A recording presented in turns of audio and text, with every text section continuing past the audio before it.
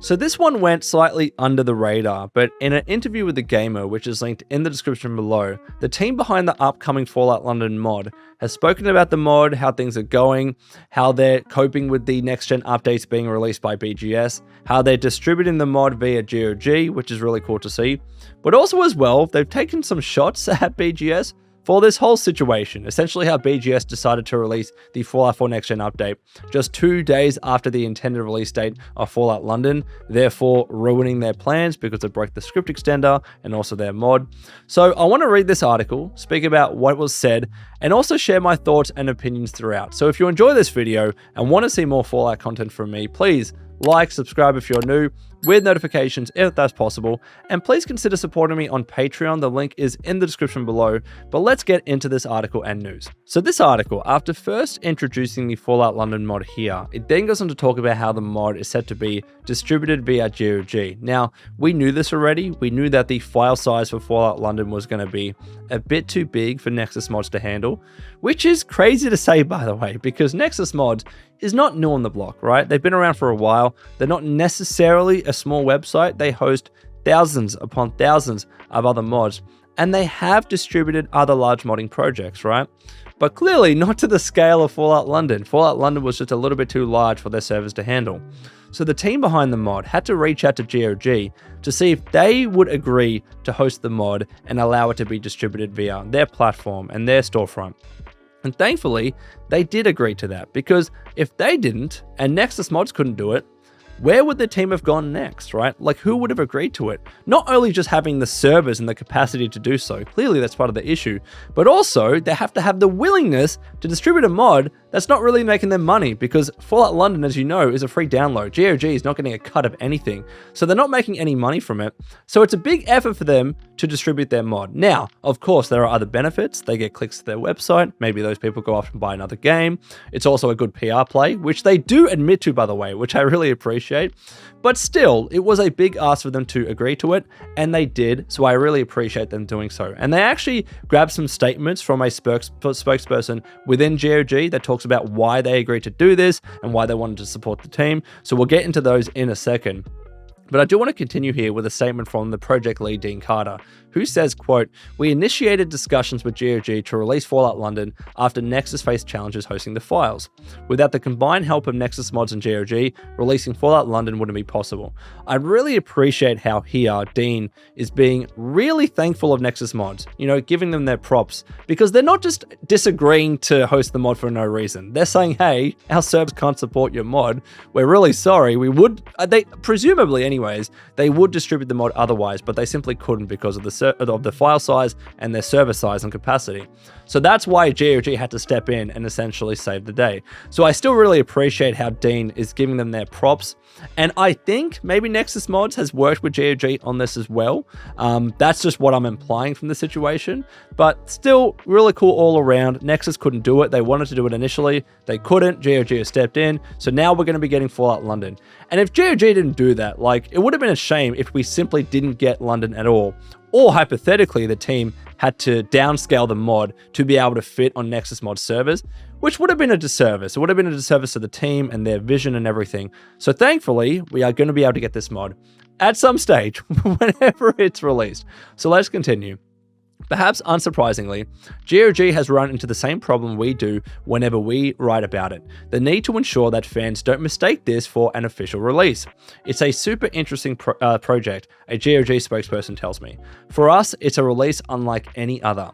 How do you market Fallout London on the store? It's a DLC, but it's not really a DLC. So how do you approach that from the digital platform side? Again, they host and they sell games on GOG.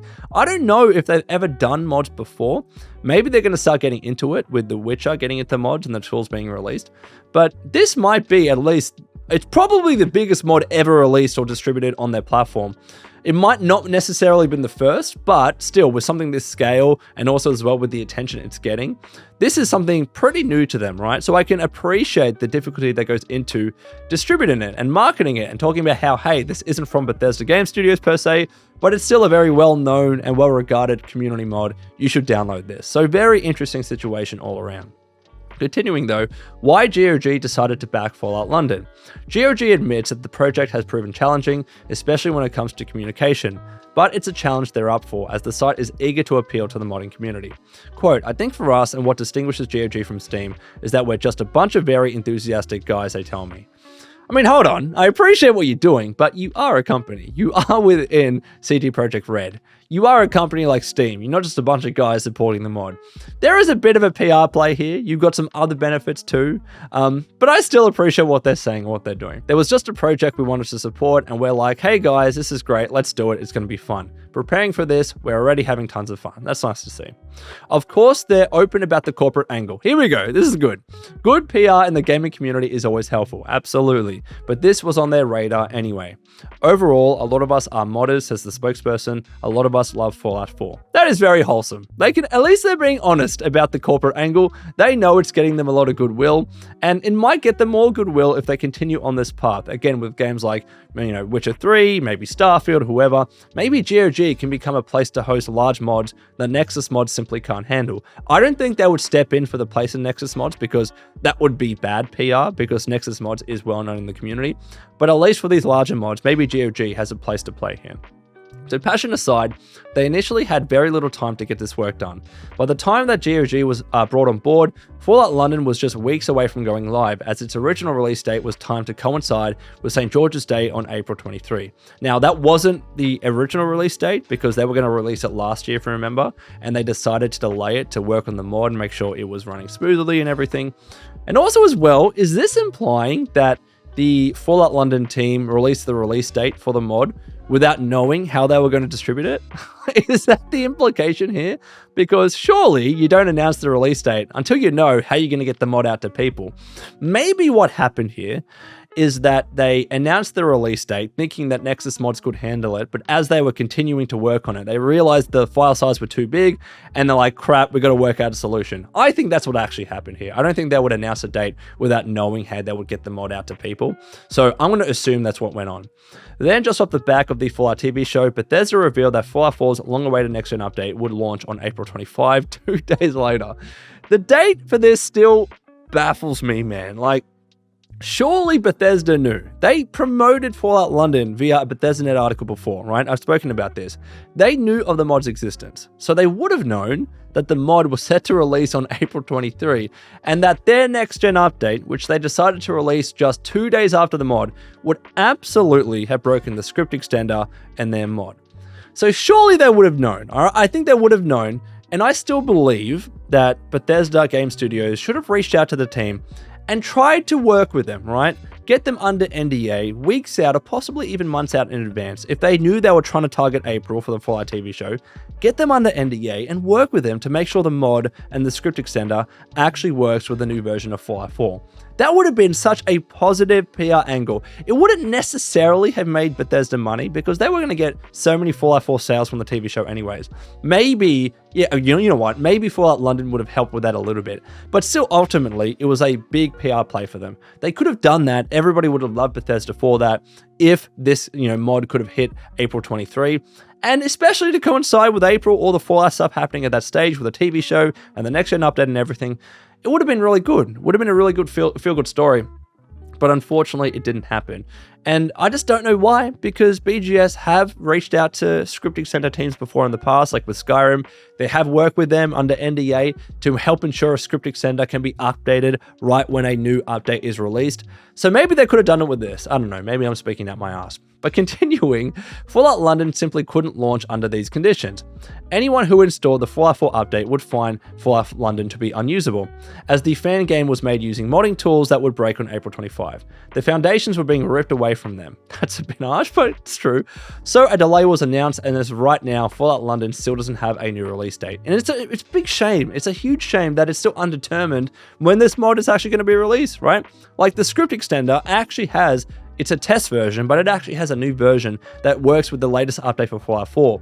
Now, it's not finalized, it's still under testing, but at least that's there. So when is Fallout London going to be able to come out? Are they waiting for more updates from BGS? Do they still need to test things? Do they still need to make sure that their mod works with the script extender? I don't know what's going on. but hopefully they can announce a new release date soon. I apologize for these ads, by the way. Voltaren, you can see that I have bad back issues. The cookies are doing their work. In an interview with the BBC, Carter shared his disappointment that Bethesda hadn't reached out to give his team a heads up. Okay, you would have need more than a heads up, mate. Like, you would have need weeks or months out in advance. If it's taking you now weeks to make your mod work with the next-gen update, you would have needed weeks and months to make sure that London and the script extender, that team separately, would have worked with the next-gen update to ensure you hit your release date of April 23rd. Like, just a heads up wouldn't have worked. That wouldn't have mattered. If they gave you a week heads up, we're longer than a week now after the next-gen update. If you had even a week heads up, that wouldn't have done anything. You needed months, in my opinion. But anyways, however, he's not necessarily surprised that the studio is keeping its distance. It's not uncommon for larger game companies like Bethesda to have mixed reactions to fan-made projects of this scale. We saw this with things such as Fallout The Frontier, says Carter, referencing the game-sized mod for Fallout New Vegas that launched in 2021. They often tolerate projects like ours' existence as long as they don't infringe on their intellectual property or negatively impact their brand. Hold on, like, I agree with that second bit there, but intellectual property has nothing to do with that. Like, Bethesda lets us mod their games. They built it into their terms of service. They literally give us the tools to mod their games. Clearly, they don't care about what modders do with their IP. They're letting modders have their way modding their games.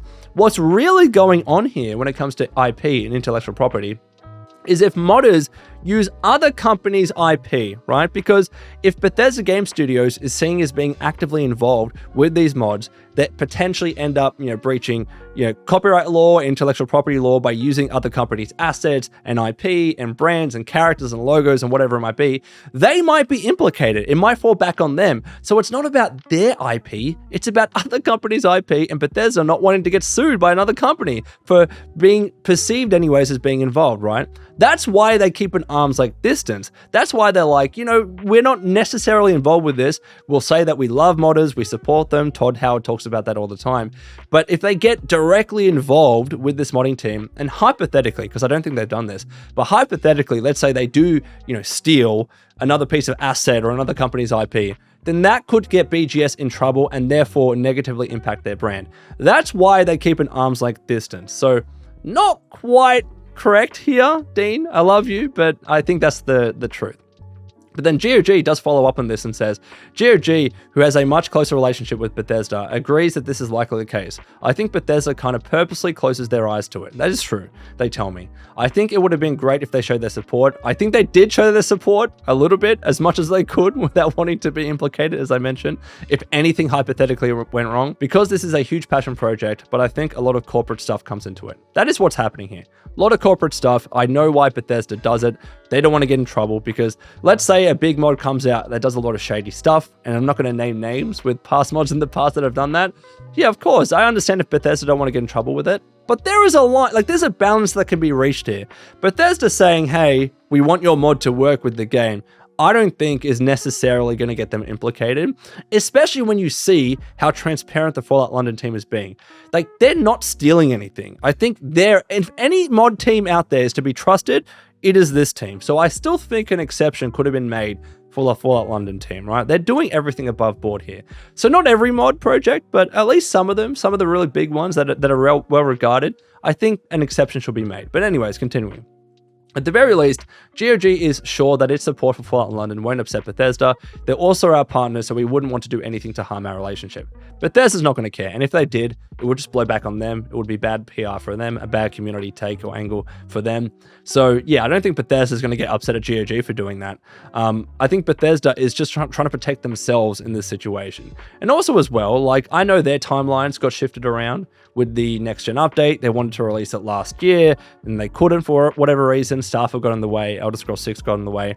So they didn't want to delay it. And then the Fallout TV show comes along, and they're like, okay, well, now we need to hit April, obviously. So in that way, the timing is unfortunate, but I will still say, I still think they could have worked with the team, and I still don't think it would have got them in trouble by any means. You know what I mean? But anyways, what Fallout London looks like so far. It's clear that in the short time they've worked together, GOG has become passionate about promoting this mod. As the spokesperson tells me, the Team Folon guys are super lovely, they get so excited about having our support, there's tons of stuff that they've offered, and you can see their passion in everything that they do. And that's why I keep covering this bloody mod on this channel. Like, what they're doing is special. It is very special. We don't often get mods like this that actually come out, right? Like, sometimes we see big projects announced and then they go away into the ether. We never hear of them again. But these guys are creating something special, something awesome, and I still cannot wait to play. That's why I want to know when it's bloody coming out, because I'm excited too.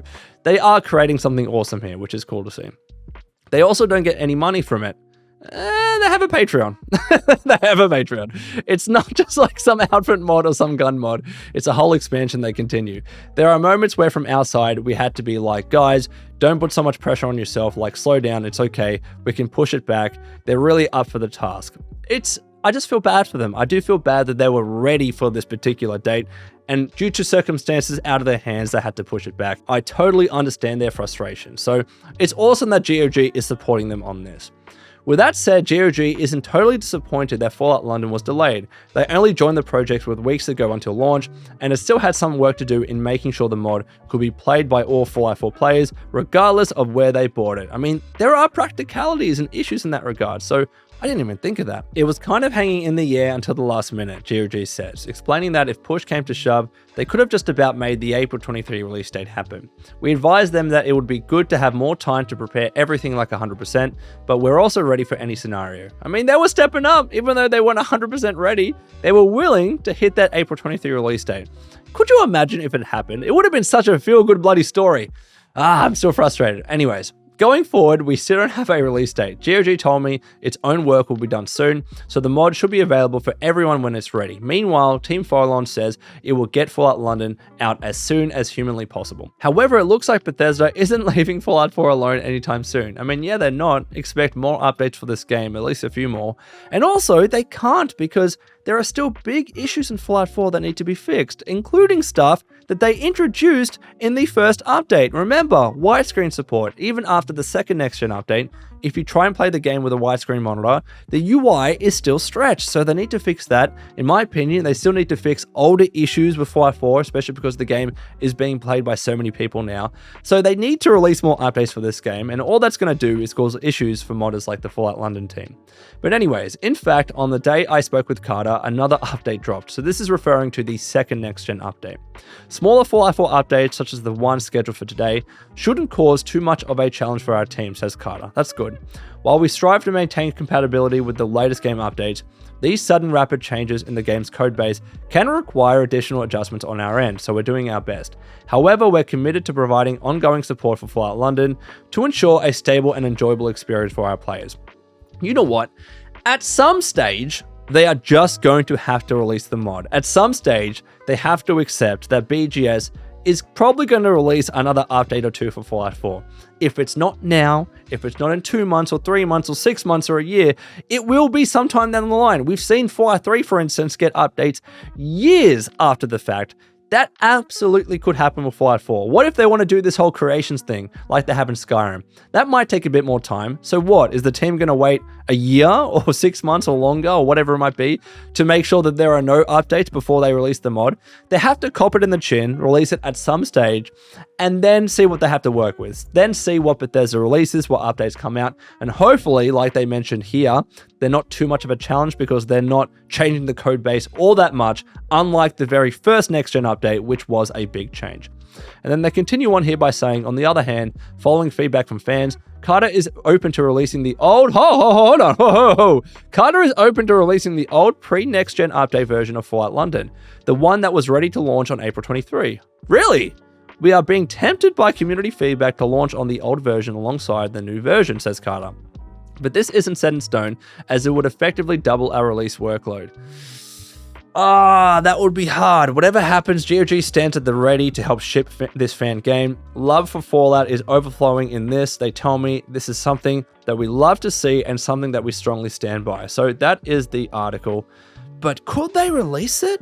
They still could, right? They said that they were ready, right? Let me get to the camera angle because I want to talk about this a little bit more. So very, very interesting. Could the Fallout London team release the previous version of the mod and allow us to play it while they're tinkering around with the next-gen version? They're clearly indicating a willingness to do it, and maybe they'll pull the trigger. I don't know. Because if you remember, they said they were ready. They said the mod was ready to hit that previous release date of April 23. They were just fine-tuning it and optimizing it. So technically, it should be ready to go. It should be ready to distribute. So why not reach out to GOG and get it out as soon as possible? That would be really cool, man, because I think that's going to be much quicker than waiting around for them to figure it out with the next-gen update for Fallout 4. So maybe, fingers crossed, the only thing against that is what they said, because if they want to dedicate to supporting these two versions of Fallout London, that will double their workload. It will be incredibly hard for them to do so because, of course, this mod is going to have issues. Like everything in life, every game release, every DLC, everything has issues. So they're going to have to dedicate some sort of support for any version that they release. So if they release a previous Gen 1 and a next Gen 1, they're going to have to support both of them. And I see that being very, very impractical. So who the hell knows what they do, but let me know your thoughts in the comments below. I really do appreciate GOG. I really appreciate what the Fallout London team is doing. I still think Bethesda could have supported them on it. However, some of the statements I didn't necessarily agree with in that article. So I've tried to be fair, cover both sides of the argument in this video. Let me know your thoughts. And until next time, this has been the Lone Vault Wanderer. Please take care of yourselves. And would you kindly keep fighting the good fight.